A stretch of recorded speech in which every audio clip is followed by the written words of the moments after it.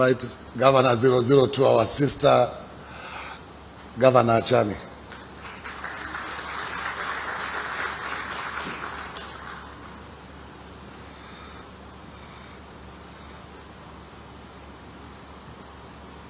Thank you, Your Excellency, the President of the Republic of Kenya, Cabinet Secretaries present, fellow governors, led by our Chairman, Honorable Gideon Mung'aro, members of the Parliament, senators, all delegates present, good morning.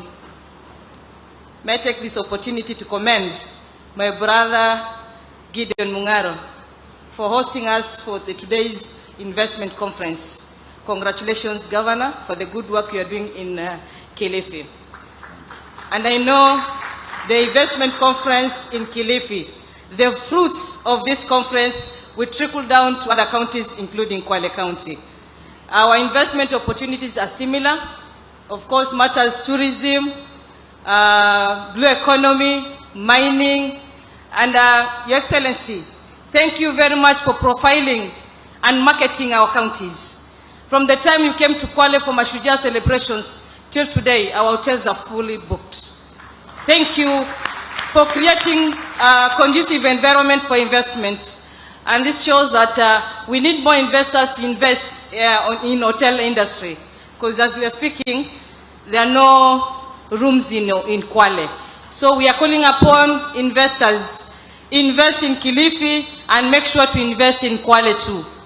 We have His Excellency the President has created enabling environment in Kwale.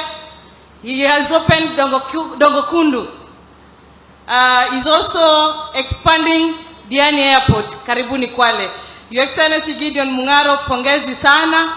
Mungu azidi kukuongoza na uendelee kuibeba Kilifi juu na pia kuongoza jumuiya ya kaunti vilivyo. Pongezi sana, my brother.